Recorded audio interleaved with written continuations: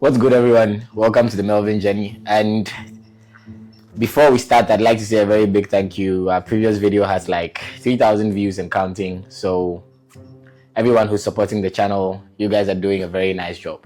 Our next guest on the channel is, I really don't want to introduce the person. The guest, I would say, has an unintentional identity crisis. The person doesn't really know where they're from, or should I say, I don't even know where they're from. So, we're going to allow them to introduce themselves. And please, for the sake of this interview, in the very first 2 or 3 minutes, please don't mention the country you're from. I want people to try and guess. If you guess it right, put it in the comment section and I'll pin your comment. Now I want you to introduce yourself. Hi everyone, what's up? It's funny that you say I have an identity crisis. Well, my name is Chawana Jonathan Mukosai. Some people call me CJ. I'm not going to mention where I'm from, but for now, just to keep it a little bit mysterious, we'll end there. Now, I hope you get where I'm saying that the person has an identity crisis. This guy is from an African country. And the reason why I'm repping my Ghana jersey is because my accent is very visible in where I'm from. He's hiding his, whether he's hiding it or he was supposed to be in the line for the US and then maybe something happened while he was in heaven. So they pushed him into the wrong queue. We don't know. But Chawana, what motivated you to study in Russia? Actually, a funny story. I remember before I was born, I could hear a whole different accent. And when I came out, I found myself in Africa. It was crazy. But anyway, that was a bad joke, guys. Don't come for me. What motivated me to study in Russia?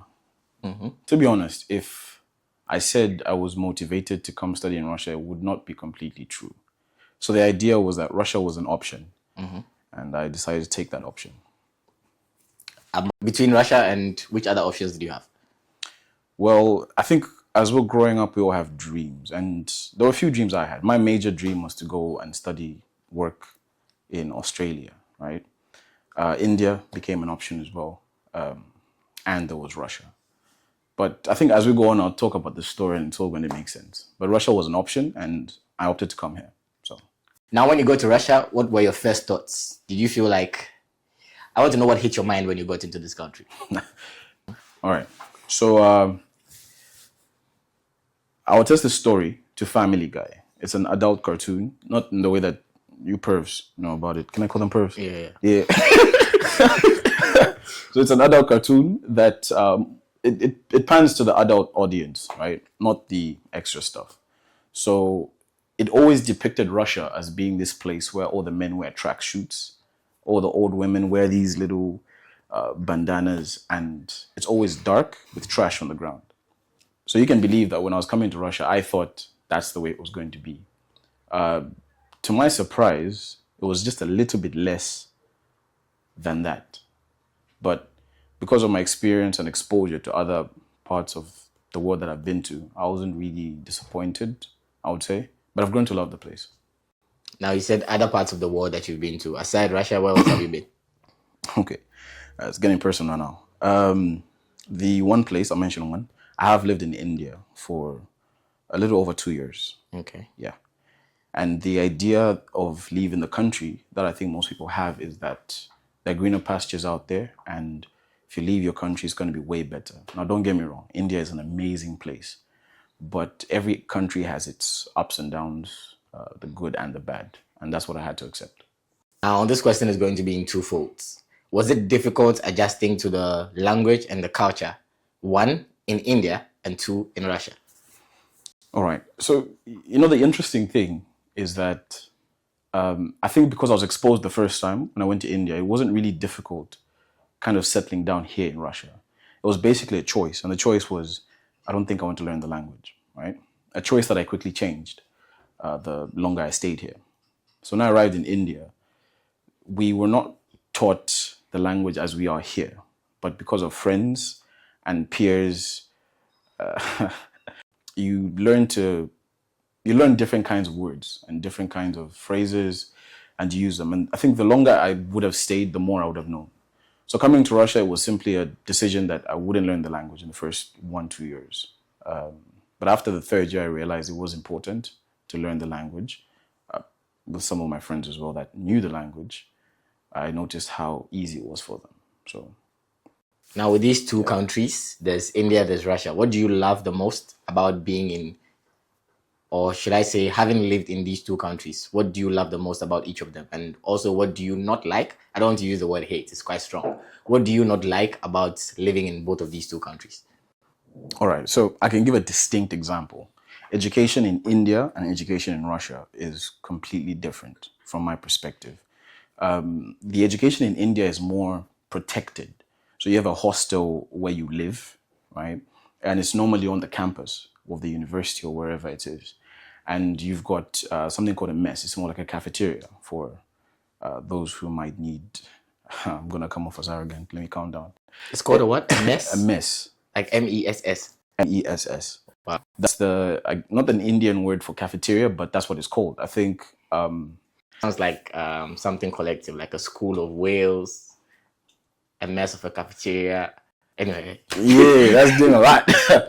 But yeah, so it's called a mess, and that's where you go and eat from. It's basically a cafeteria, right?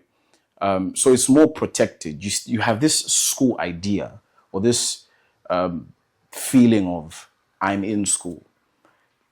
The second take is Russia. Russia, you feel like you're living, right? The hostels or the apartments are kilometers away from the actual school. The institute has got 3 or 4 different offices everywhere else. So to take a class in one place and the next class in another is not only time consuming, but makes you feel like you're actually doing life here. So I think it also affected the mindsets of people, because back in India, you get a more living life from a childhood perspective, while here in Russia, it's almost like you're forced to grow up unless you're just ignorant. So that's what I found. What were you studying in India, and are you continuing the same thing in Russia? That's a good question. So it's similar. It was in the medical field, but it involved surgery and theater technology, basically everything that surrounds surgeries and the operating theater itself. I've had a love for the idea of surgery for quite some time. So when I went over to India, that's what I was looking for. It's another story that maybe I will or won't tell, but I had to change it and come here. Now, Shawana is a medical student, and he's from. Please type wherever you think Shawana is from in the comment section, because if you guess it right, you're going to be pinned, or you're going to have a post dedicated to you on the channel for the longest time. Now, let's go on to the next section of this particular conversation. It's pretty deep. Yes. You're somebody who's known, or should I say, I know you for balancing, or should I say, juggling. You juggle work and school. Yeah. And I want to ask, how does a typical day in the life of Chawana look like? Because when I meet you in the morning, you're late to class. Chawana, why are you late? I was fighting bears. I feel like that fighting bears is not literal. I feel like there's something going on. Yeah. And so I would like if you can share with us, like, what is a day like in the life of Chawana? It's interesting you say that. I'm not always late to class. Let me just say that. Sometimes I'm the earliest. Yeah. But, okay, I'm a very reserved person. I don't usually speak about my life or what I'm doing unless it's with people who are close to me. So every time I'm asked, why didn't you do this or that, I come up with the most outlandish excuse. And my recent one is I fight bears. And I think it's convenient because of Russia. But a typical day in my life, I should say, is... Okay, it would be a disservice to simply explain a day in my life without explaining what I do. So I'm working for a tourism company, which allows me to solve people's problems, basically. So it takes... Man, my job is complicated to explain. The easiest way to explain my job title is a dispute manager for a tourism company. One where you book hotels and all of that sort, hostels, apartments, and so on and so forth. So in that case, there's some days I work based off of a schedule, and other days I need to go to class. So if I am working, a typical day would be to get up, get ready, obviously work out, as you can see, and then go to class. Now I do it remotely, and it allows me to still be in class while I'm working. Actually, funny story. I was in class one time when I was working, and the professor kept looking at me for some reason. I don't know why. She had the impression that I was doing something, and she walked up to me. And at the last minute, I was able to switch my screen, and surprisingly, it went to a Chrome website that had the topic we're studying in class. So she came and she looked at me and says, I'll catch you next time. Funny. But yeah, sometimes I just try to balance work and school. And even I'm surprised how far I've got, but we're still going strong. How do you manage your time, especially like somewhere exam season? How do you manage your time? Okay, that's a good question, because I think the first thing with time, not to be a motivational speaker or anything, but this sort of lifestyle has taught me that you have time. No matter how much you tell yourself you don't have time, you do. Because I've been able to take 12 hours of work and still fit my own daily responsibilities. Now, I will not attribute all of it to myself, but I think the work environment I have is very understanding. So during exam periods, I do let them know that I have my exams, and whenever we can fit the exams, we do that. And any hours I may have missed, I get to cover up for them. And I think it works well, because if I'm always on my computer doing this, I can do this in the evening, in the afternoon, whenever I have the time. Have there been times when work has affected your studies or studies has affected your work? Like maybe studies has cost you some money or maybe work has cost you some studying hours? I would say no, because money never has to be touched. Yeah. But the only thing is the quality of my work. So it entails that I should give between 95 to 100% quality with customer service. But at the times when I'm off my computer and I'm doing something else, like a school project or a presentation, my focus is on that for, let's say, 2 to 3 hours, and I come back to work. And it doesn't allow me to stay focused. I'm the kind of person who loves to focus on one thing. I'm not the best at multitasking. I am working on that. But when I do focus on one thing, I do the best I can at it. And so at the times when I was multitasking with school, it did cause the quality to suffer a bit, but we worked around that. Now, your company is a foreign company, and this is not really a question I plan to ask, but I wanted to know if your accent played a role in you securing that job. Because I feel like with the way you talk, you know, Okay, okay, first of all, I don't think I have an accent, and y'all can come for me in the comments, but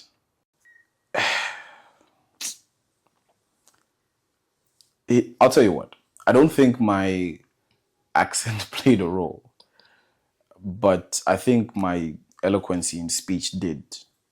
The first interview I had was with a lady who was Russian, and from the moment I started speaking as we were talking, she did say, "You speak very well. I think you'd be a good fit." But beyond that, I'm not trying to toot my own horn, but beyond that, I think what really did it was my experience. I have had experience in customer service quite a number of times for a period of years, even before India, back home. And so being able to elaborate what I did and how I did it and the results that it showed, I think were a major part in me securing this job. And even as I joined the company, I've received reviews about that. So I'll say it played a little part. Now, there's this quote I like, and I think I read it in the book. I can't remember which particular book. The masters produce in a way that an ordinary worker would label obsessive. And I have somebody who's watched you from afar. I really admire your work ethic and your desire to make money, which I feel like is being driven by something else, because I met you like 6 years ago and 7 years ago, and you were still talking about money, talking about how to make money. Now, I want to know if anybody has ever questioned your drive, like maybe your classmates or your teachers. Forget even about the teachers. If your classmate has ever questioned your drive, like, why are you doing all this? And then you go in your head like, you guys don't know, like you don't know the reason why. Like, has anybody ever asked you a question and then you're like, nah, this person does not imagine how much I am handling behind the scenes? Hold on, let's just see. You like my drive? Yeah, I do. Hey, that's what's up, G. You know what? That's actually a real question, because I've had people come up to me and tell me that before. and I had the very same thing in my mind. It was, you don't understand. Now, it's not their fault. I think other things I've had people say as well is, why are you working so hard? Just rest, relax, right? Just chill. First of all, my job, I don't find it to be a burden. It is stressful, but I've grown from it, and I think I enjoy the company I keep at work. But I would also say this. That quote, I think, is very true. The master, in this case, the person who's on the top, has the vision. Yes. And the people who have the vision understand the sacrifice. And most people don't understand the sacrifice when they're outliers, right? You could be training for a marathon and running tens or hundreds of kilometers a day, and people think you're crazy. Go buy a pack of McDonald's, relax, man, sleep, right? But you understand the sweetness of that sweat when you pass that finish line of the marathon and you have first place, second, or even third. First place. Yeah. So I think it's about vision. You carry the vision. You know exactly what you want. And you need to see it to the end. And people might not understand that, and that's okay. It's not their fault. But we have places we're trying to go. 10 years from now, you'll be able to see the results, and the questions or the statements that will be had is, I knew that guy, or I knew that girl, and I want to be the guy who they knew. You know what I mean? Yeah. And that was a very interesting conversation, and we're not done. Okay, we're literally just in like the first part of the conversation. The next part, we're going in hard. We're going to touch the guy's heart, touching his soul. We ain't touching nobody's heart. I'm trying to keep it close. So, if you haven't guessed where Chawana is from, I feel like the way I'm even saying the name is selling out. But if you haven't guessed where Chawizi is from, you should actually still guess. Write it in the comment section. I want like maybe 50 comments guessing where the guy is from. Then, in the next part, we are literally going to drop the bombshell, tell you where he's from. So I'll see you guys in the next part. Like, I'll give $100 to whoever guesses.